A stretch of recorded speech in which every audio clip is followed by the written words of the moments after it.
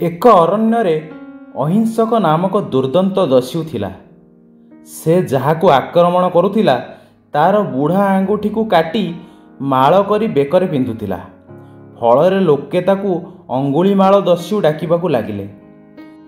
ସେ ଥରେ ଯାହାର ଆଙ୍ଗୁଠି କାଟୁଥିଲା, ପରବର୍ତ୍ତୀ ସମୟରେ ଯଦି ସେ ବ୍ୟକ୍ତି ତା ହାବୁଡ଼ରେ ପଡ଼ୁଥିଲା ତେବେ ତାକୁ ଆଘାତ ଦେଉନଥିଲା। ଥରେ ସେହି ଅରଣ୍ୟରେ ବୁଦ୍ଧଦେବଙ୍କର ଅଙ୍ଗୁଳିମାଳ ଦସ୍ୟୁ ସହିତ ଭେଟ ହେଲା। ତାକୁ ଦେଖି ବୁଦ୍ଧଦେବ ଆଦୌ ବିଚଳିତ ହୋଇନଥିଲେ। ବୁଦ୍ଧଙ୍କ ମୁହଁରେ ଭୟର ଲେଶମାତ୍ର ଚିହ୍ନ ନ ଦେଖି ଦସ୍ୟୁ କହିଲା, ମୋତେ ଦେଖି ତୁମକୁ ଭୟ ଲାଗୁନି? ତୁମେ ଜାଣିଛ ମୁଁ କିଏ? ମୋ ବେକରେ ଯେତିକି ଆଙ୍ଗୁଠି ଦେଖୁଛ ସେତିକି ଲୋକଙ୍କୁ ମୁଁ ହତ୍ୟା କରିଛି, ତଥାପି ମୋତେ ଦେଖି ତୁମକୁ ଡର ମାଡ଼ୁନି? ବୃଦ୍ଧ ସ୍ମିତ ହସି କହିଲେ, ଯଦି ତୁମେ ବଳବାନ, ଏ ଅରଣ୍ୟରେ ଥିବା ଏକ ବୃକ୍ଷର ଛୋଟ ଡାଳ ଛିଡ଼େଇ ପାରିବ? ଦସ୍ୟୁ ଅଟ୍ଟହାସ୍ୟ କରି କହିଲା, ମୋ ପରି ପରାକ୍ରମଶାଳୀ ଲୋକକୁ ତୁମେ ଏଇ ସାମାନ୍ୟ କଥା କହୁଛ? ଛୋଟ ଡାଳ କ'ଣ, ମୁଁ ଚାହିଁଲେ ଅନେକ ବୃକ୍ଷର ବିଶାଳ ଡାଳମାନ କ୍ଷଣକରେ ଭାଙ୍ଗି ଦେଇପାରିବି।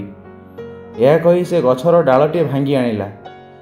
ଏବେ ସେଇଟାକୁ ପୁଣି ଗଛରେ ଯୋଡ଼ିଦେବା ପାଇଁ ବୁଦ୍ଧ କହିବାରୁ ଅଙ୍ଗୁଳିମାଳ ଚିନ୍ତିତ ହୋଇପଡ଼ିଲା। ବୁଦ୍ଧ ତାକୁ ବୁଝେଇ ଦେଲେ, କ୍ଷମତାର ଅପବ୍ୟବହାର କରିବା, ଶକ୍ତିର ଦୁରୁପଯୋଗ କରିବା ଅତି ସହଜ, କିନ୍ତୁ ନିଜ ଶକ୍ତି ସାମର୍ଥ୍ୟର ଶାନ୍ତିପୂର୍ଣ୍ଣ ଉପଯୋଗ କରିବା କଷ୍ଟସାଧ୍ୟ। ଏହା ଶୁଣି ଦସ୍ୟୁ ମନରେ ଜ୍ଞାନ ଜାଗୃତ ହେଲା। ସେ ନିଜ ଭୁଲ ବୁଝିପାରିଲା ଏବଂ ବୁଦ୍ଧଙ୍କ ଶିଷ୍ୟତ୍ୱ ଗ୍ରହଣ କଲା।